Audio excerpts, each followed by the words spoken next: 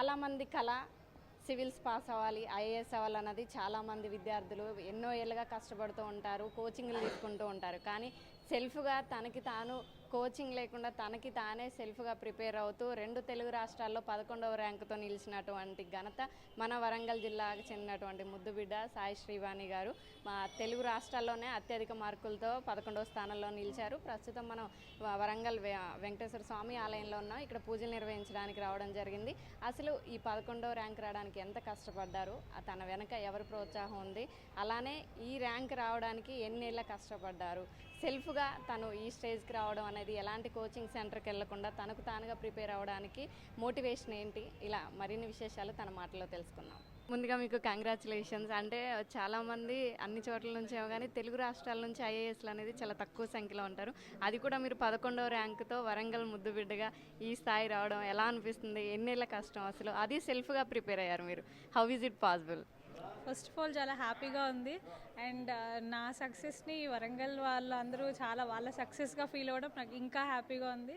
ఎప్పటి నుంచో వరంగల్లోనే పుట్టి పెరిగాను. అండ్ ఈ సక్సెస్ వరంగల్ ప్రజలందరికీ అని అనుకుంటున్నా. ఎందుకంటే నాకు చాలా ఇన్స్పిరేషన్ వరంగల్ పీపుల్ కూడా. నేను టెంపుల్స్కి వెళ్తూ ఉంటాను అండ్ ఇక్కడ నాకు చాలా ప్రశాంతంగా ఉంటుంది. అందుకే నాకు వేరే సిటీకి వెళ్ళి చదువుకోవాలన్న ఆలోచన రాలేదు, ఇంట్లోనే ప్రిపేర్ అయ్యాను. అండ్ 2022 నుంచి నేను సెల్ఫ్గా ప్రిపేర్ అవుతున్నాను.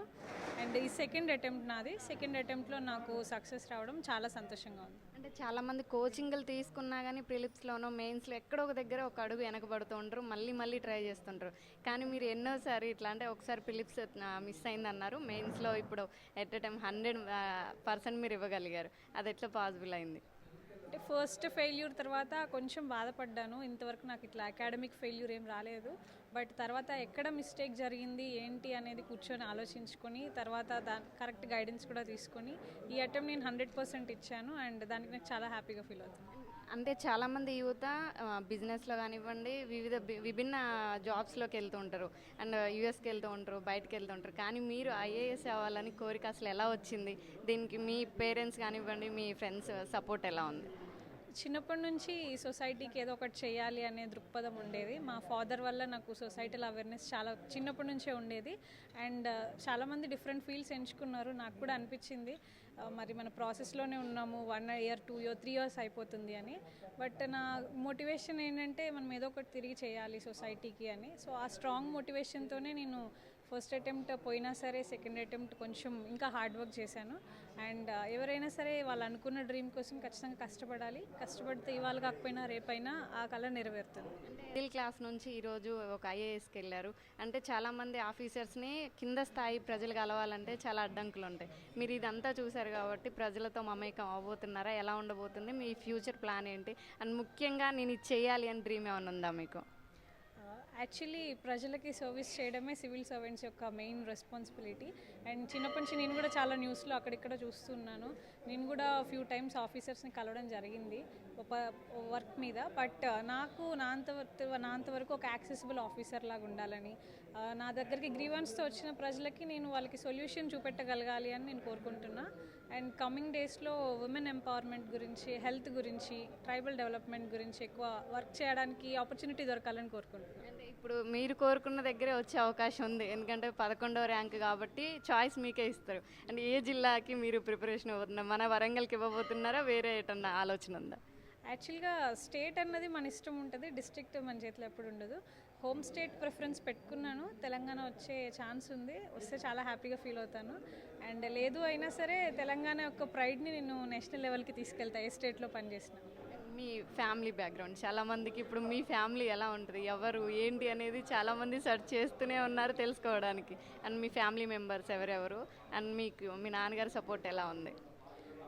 వి come from a very humble background. మా ఫాదర్ మెడికల్ రిప్రజెంటేటివ్ అండ్ మా మదర్ హోమ్ మేకర్. చిన్నప్పటి నుంచి కూడా మా ఎడ్యుకేషన్ కోసం మమ్మీ డాడీ చాలా కష్టపడ్డారు. మా ఎడ్యుకేషన్కి ఎప్పుడు దేనికి వెనకాడలేదు. ఇది కష్టం కదా, ఇది మన వల్ల అవుతుందా అనే మాటలు ఎప్పుడు మా ఇంట్లో లేవు. నీ వల్ల అయితే నువ్వు చేసే, నీకు ఎంతవరకైనా సపోర్ట్గా ఉంటామని ఉన్నారు. మా చెల్లి తమ్ముడు కూడా ఏజ్లో చిన్న అయినప్పటికీ నాకు చాలా సపోర్ట్ చేశారు. సో ఫ్యామిలీ అండ్ ఫ్రెండ్స్ నాకు చాలా సపోర్ట్ ఇచ్చారు కాబట్టే నేను ఇంత దూరం రాగలిగాను. మహిళలు ఎందులో తక్కువ కదా, అంతరిక్షం వరకు కూడా వెళ్ళగలుగుతున్నారు. ఇప్పుడు ఐఏఎస్లో మీరు మన వరంగల్ ముద్దు బిడ్డగా 11వ ర్యాంక్. మహిళలు చాలామంది, మహిళలే కాదు యూత్ కూడా చాలామంది చిన్న చిన్న విషయాలకే సూసైడ్ అటెంప్ట్ చేస్తున్నారు. అలాంటి వారికి మీ నుంచి మెసేజ్? ఏది అయినా సరే లైఫ్కి ఎట్ ది ఎండ్ కాదు, మనము ఎంతవరకు వెళ్తామన్నది అది మన మైండ్ సెట్ మీద ఉంటుంది. So strong mind set build చేసుకోవాలి. ఛాలెంజెస్ లేని లైఫ్ ఎవరికీ ఉండదు, ఎంత రిచ్ అయినా ఎంత పూర్ అయినా. సో ఛాలెంజెస్ అనేది డే టు డే పార్ట్లో, ఒక లైఫ్లో పార్ట్ అనుకోవాలి, ముందుకు వెళ్ళిపోతూ ఉండాలి.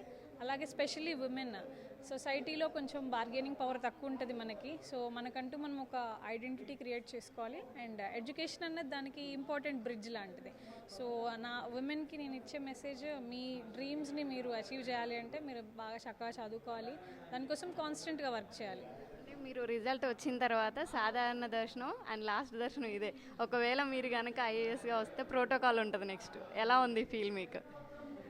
దేవుడి దగ్గర అందరూ ఒకటే అన్నది నా ఫీలింగ్. అండ్ చాలా హ్యాపీగా ఉంది దేవుడి దర్శనం అయినందుకు. అండ్ అలానే సివిల్స్ ప్రిపేర్ అవ్వాలనుకున్న మీ జూనియర్స్కి మీ సలహా ఏమిస్తారు? అంటే ఇంట్లో కూర్చొని మీరు ఓన్గా ప్రిపేర్ అయ్యారు, దానికి ఇంకేమన్నా ప్రేరణ అంటే మీకు సపోర్టివ్గా ఆన్లైన్ క్లాసెస్ కానివ్వండి, ఎవరి సపోర్ట్ అన్న ఉందా? డెఫినెట్లీ ఉందండి. ఆన్లైన్లో నాకు సత్యం జైన్ సార్ దగ్గర నేను టెలిగ్రామ్లో ఆయన సార్ కాంటాక్ట్ అవుతుండే. నాకు సార్ ప్రతి స్టేజ్లో నాకు గైడెన్స్ ఇచ్చారు. అండ్ ఇంట్లో కూర్చున్నామని మనం ఏదో మిస్ అయిపోతున్నామని ఫీల్ అవ్వనవసరం లేదు. ఇంటర్నెట్ అండ్ ల్యాప్టాప్ ఉంటే చాలు, మనం ఏదైనా చదువుకోవచ్చు. ఢిల్లీ దాకా వెళ్ళాల్సిన అవసరం లేదు. నేను ఇంట్లో కూర్చొని చదువుకోగలిగితే మీరు ఎవరైనా కూడా ప్రిపేర్ అవ్వచ్చు. జస్ట్ ఇంటర్నెట్ అండ్ ల్యాప్టాప్ మీ దగ్గర ఉంటే మీరు ఎక్కడైనా చదువుకోవచ్చు. నేను ఒక పేపర్లో చూశాను నిన్న మీ ఇంటర్వ్యూలో, అండ్ నీ ఫోన్ కూడా వాళ్ళేదని చెప్పారు. కాలేజ్ అయిపోయిన తర్వాత నేను స్టార్ట్ చేశాను ప్రిపరేషన్. సో నాకు ఏదైతే డిస్ట్రాక్షన్ అనిపిస్తుందో అది నాకు అవసరం లేదని ఫిక్స్ అయ్యాను. సో మొబైల్ నెంబర్ కానీ సోషల్ మీడియా అకౌంట్స్ కానీ తీసేశాను. అండ్ ఇవాళ కూడా నాకు అవేవీ లేవు. Once again thank you and congratulations అండి. మళ్ళీ మిమ్మల్ని నిజంగా మేము నెక్స్ట్ ప్రోటోకాల్లోనే చూడబోతున్నాం. ఖచ్చితంగా మన వరంగల్ డెవలప్మెంట్లో కూడా మీ హ్యాండ్ ఉండాలని కోరుకుంటున్నాం. Once again congratulations. Thank you so much. Thank you అండి. విన్నారు కదా, ఢిల్లీ వెళ్ళి మనం అక్కడ కోచింగ్లు తీసుకోవాల్సిన అవసరం లేదు. ఇంట్లో కూర్చొని కూడా నిరుపేద కుటుంబం నుంచి వచ్చినా సరే ఖచ్చితంగా మీ గోల్ అనేది మీరు పెట్టుకొని సెల్ఫ్గా మీరు కాన్ఫిడెన్స్గా ఉండి నేను ఇది చేయగలను అన్న కాన్ఫిడెన్స్ మీలో ఉంటే ఖచ్చితంగా మీ రిజల్ట్ అనేది ఇలానే ఉంటుంది. దానికి నిదర్శనం నేను. మహిళలు కూడా చాలామంది, విద్యార్థులు కూడా చాలామంది సూసైడ్ చేసుకున్నారు చిన్నదానికి పెద్దదానికి. అలాంటిది కాకుండా మీకు మీరు సెల్ఫ్గా కాన్ఫిడెన్స్గా ఉండండి. చావే ప్రతిదానికి సొల్యూషన్ కాదు, ప్రతిదీ కూడా తలుచుకుంటే అవందంటూ ఏది లేదంటూ ఈరోజు 11వ ర్యాంక్ 2 తెలుగు రాష్ట్రాల్లోనే అత్యధిక స్థానంలో నిలిచినటువంటి ర్యాంక్లో ఉన్నటువంటి మన వరంగల్ ముద్దు బిడ్డ చెప్పినటువంటి మాటలు మీరు విన్నారు కదా. ఇలాంటి మరిన్ని విశేషాలను మీ ముందు తీసుకొస్తుంది మీ ఆర్ఎన్ టీవీ. Keep watching.